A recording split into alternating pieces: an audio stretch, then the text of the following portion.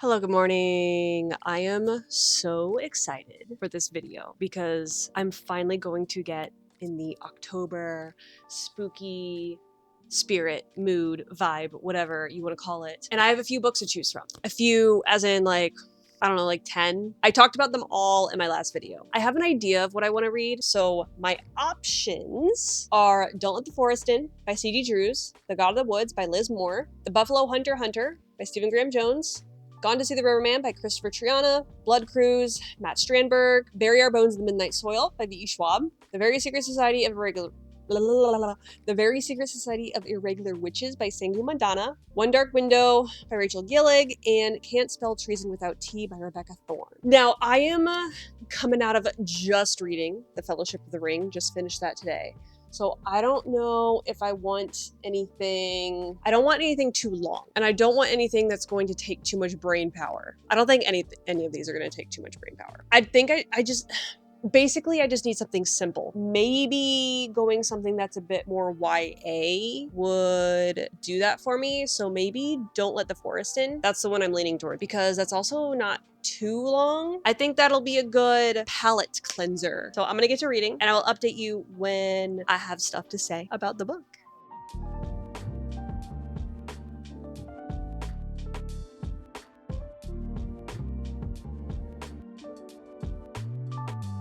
Okay, already, their school is called Wickwood Academy. Also, like, what an opening page. But Wickwood Academy?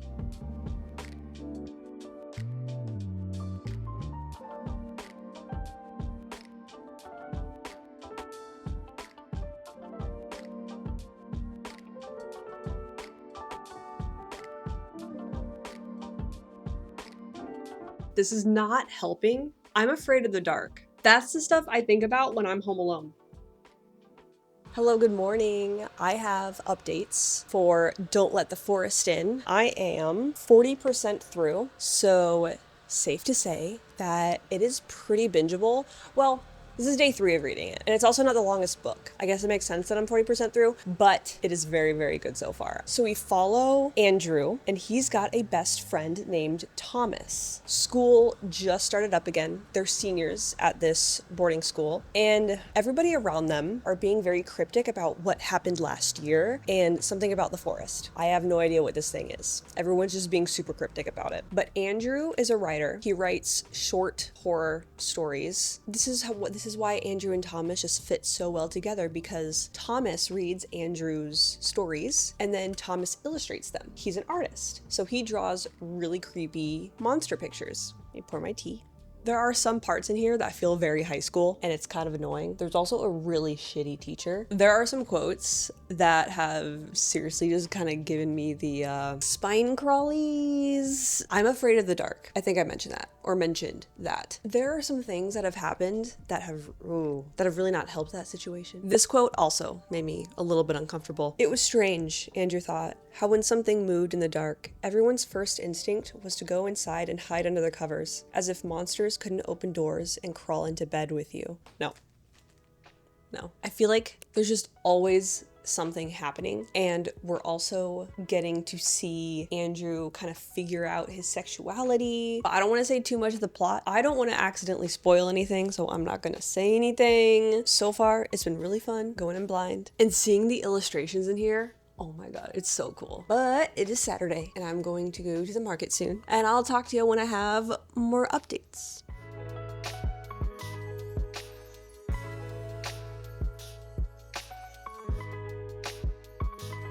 So what I've noticed with this book is sometimes it feels like two completely different books. There are a lot of really good horror elements, but right now it feels like there was a really sweet moment between two characters, and it honestly kind of made me tear up a little bit, but it feels like a completely different book. I like and I appreciate the themes that they are exploring in here. It feels like it doesn't really fit. I know I couldn't do any better. I don't know how one would get it to fit any better, but right now it feels like a completely different book. Yeah, I don't really know how to explain it. Maybe I just have to accept it for what it is, and that'll make me enjoy it a bit more. But it's not that I'm not enjoying it. I am. 69% through, by the way. Nice. It started to feel a little bit slow there towards the middle, and then we started to get more plot progression and more character growth. So it's picked up again, but now it's just it's a different book. At least this chapter is. It feels like at this point maybe like a 3.5 star. I keep going back and forth between this could end pretty cliche and predictable, but then things are brought up and I'm like, okay, wait, no, the author could actually do something pretty crazy here, like twist worthy, and I don't know which one that they're gonna go for. But right now I'm just enjoying the ride. So I'm gonna keep reading.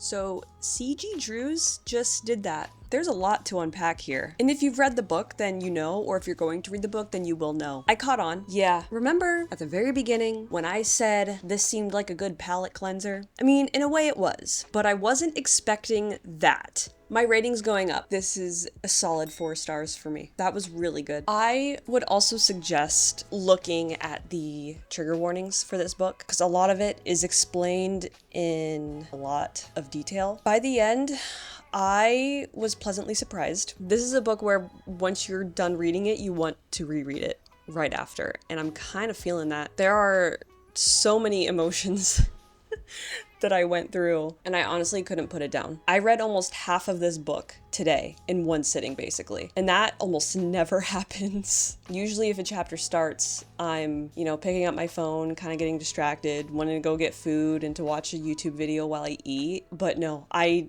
needed to keep reading. This is such a page turner. The themes that we explore in here it was just way more than I was expecting. It was so good. I'm gonna sit here and just ponder over that book and then try to figure out what to read next. I don't know what kind of book I want to read after that one. The amount of detail that the author goes into to explain this body horror was insane. If I think of anything else to say about this after I'm done kind of being in shock, then I will let you know. But I'm gonna sit here for a bit and figure out what to read next and just think. I have decided to start reading Gone to See the Riverman by Christopher Triana. I'm on chapter 2. All that's happened right now and all I know is that we are following Lori, and she has this infatuation with a serial killer.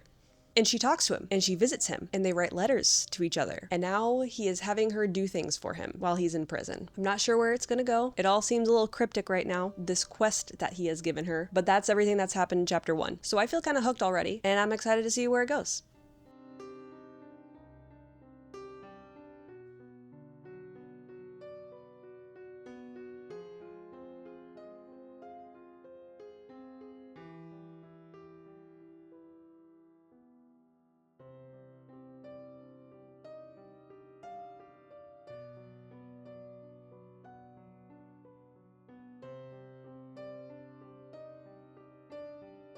Yeah, dude, this book is gross. This book is only 182 pages, so I'm not going to give really any more updates after this until I finish the book. It's nasty in more ways than one. I am officially halfway through. I'm at 51%, chapter 14. Oh my god. It's just gonna get worse too. It's gonna get worse.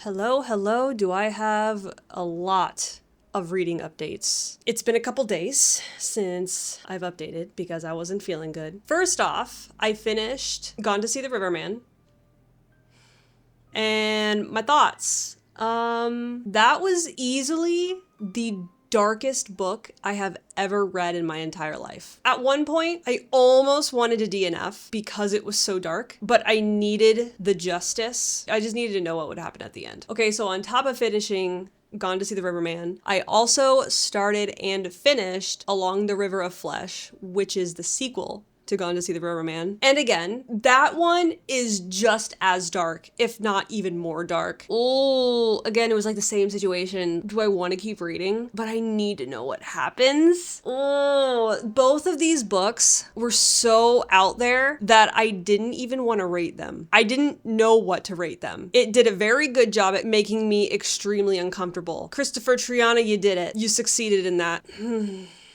If you really enjoy horror and you're not squeamish at all, sure, you can try out these books. They're very, very, very, very dark. And then after those two, I started, what's it called again? Bury Our Bones in the Midnight Soil by V.E. Schwab. I'm about 23%-ish through that one right now. We're following characters in different points in time. So one from like the 1500s and another in 2019. I'm not going to say too much because I had no idea where this book was going to go. And now that it's starting to pick up, you know, we're learning about the characters. It was a little slow up to this point, but in both of their times, stuff just started happening. But so far, really, really liking it. And the writing is amazing, obviously, because it's V.E. Schwab. So there are my updates. I'm going to go continue reading Bury Our Bones in the Midnight Soil.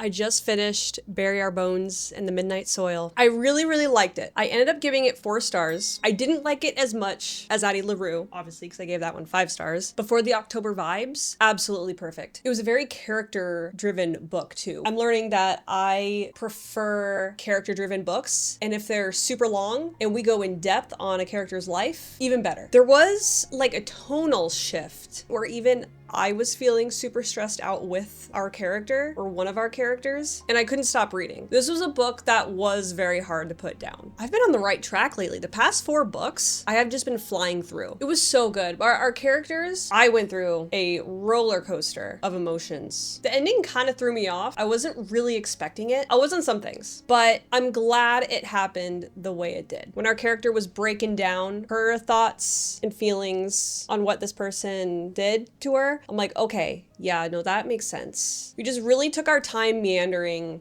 not really meandering, but just taking our time with each of the characters to learn who they are. And I loved that. Very happy I read that in October. Now, quick recap. Don't Let the Forest In. Again, so good. Perfect vibes for October. Also gave that one 4 stars. And then Gone to See the Riverman and Along the River of Flesh. I'm still not rating those because those are so messed up. Too dark. I don't know what to think about those. Although I will say that considering how short those books are, I'm very impressed with how well Christopher Triana wrote the story and the pacing of it. I feel like a perfect amount of what was happening in the present and looking back on our character's past and learning more about her or them. Because they're only around 200 pages, but it felt like it was long enough. And then yeah, Bury Our Bones in the Midnight Soil. It's so good. I'm still thinking about it. I mean, I only finished it a few hours ago. Sorry, I feel like I'm really bad at explaining my thoughts on books because I know I'm always worried about